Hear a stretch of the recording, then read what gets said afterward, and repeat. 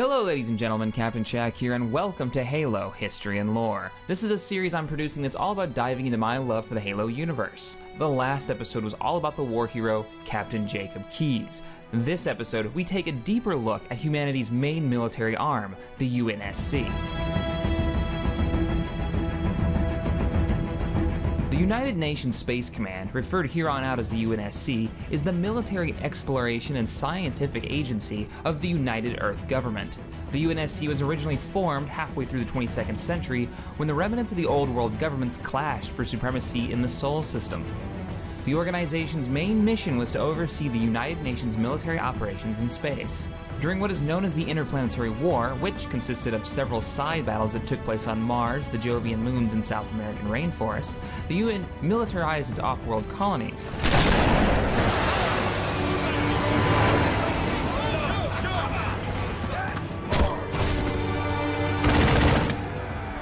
At first it was going well.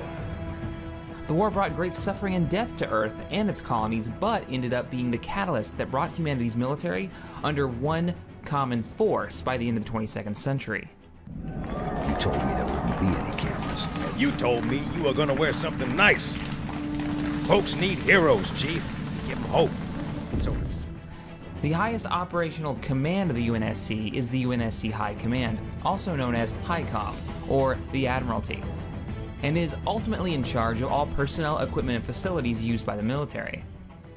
His bravery in the face of impossible odds reflects great credit upon himself and the UNSC.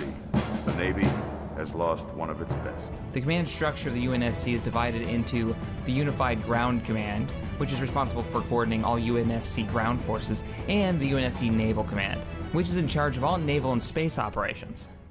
Master Chief, defend this station. Yes, sir. I need a weapon. Right this way.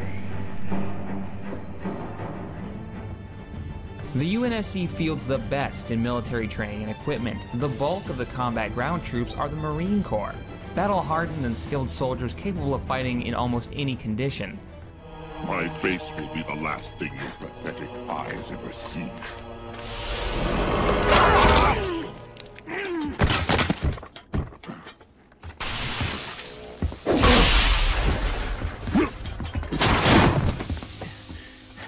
And for the record, I would have kicked your ass the first time if the lady hadn't stopped me. Within the Marine Corps is a special operations group called the ODST, or Orbital Drop Shock Troopers. These shock troops are capable of dropping from a UNSC frigate directly into battle, creating almost instantaneous reinforcements to the hottest combat zones.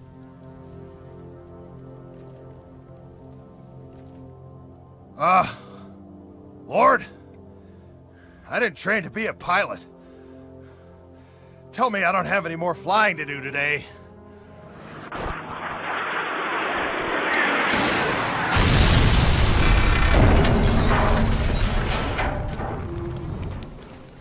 So, was that a yes or a no?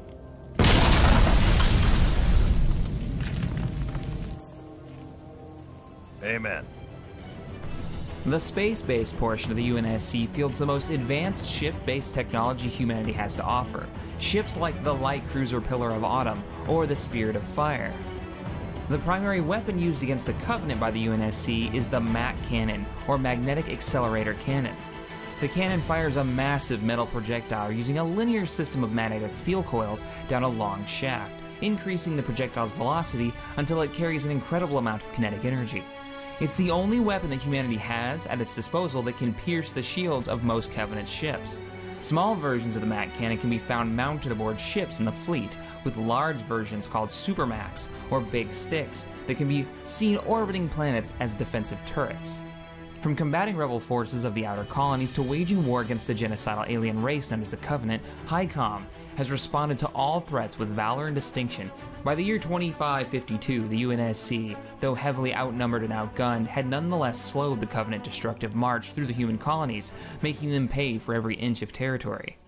They believe this is the home of one of their gods. The way I see it, if those freaks want to meet God, it's our duty to help them along.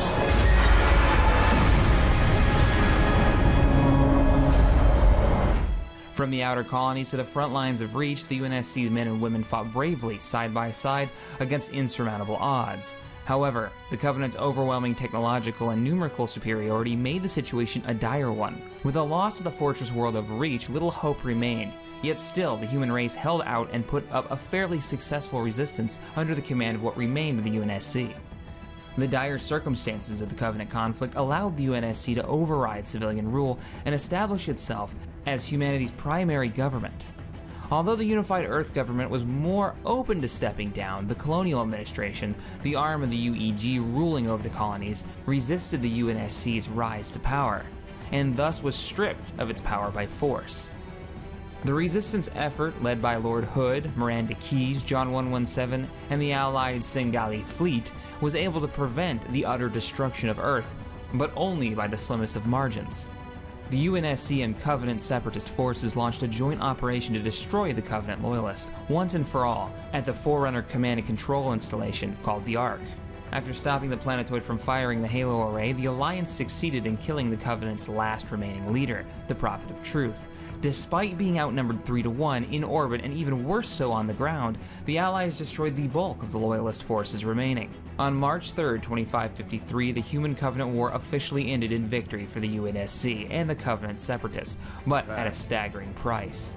An estimated 23 billion human civilians were killed during the almost 3 decades of brutal fighting.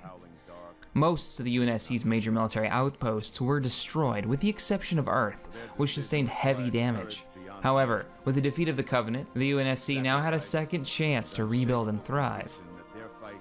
And that wraps up our brief look at the United Nations Space Command. If you enjoyed this episode of History and Lore, let me know in the comments below. Hit that subscribe button here or on my personal channel, The XP Gamers, for more modding and or Halo History and Lore goodness. And as always, thanks for watching, and I will see you guys next time.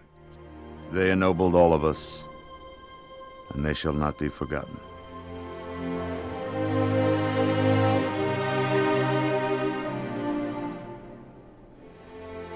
Reset! Hops!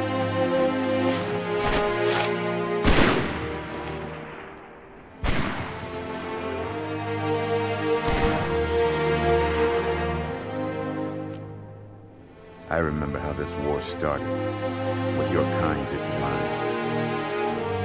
I can't forgive you, but you have my thanks for standing by him to the end. Hard to believe he's dead. Were it so easy.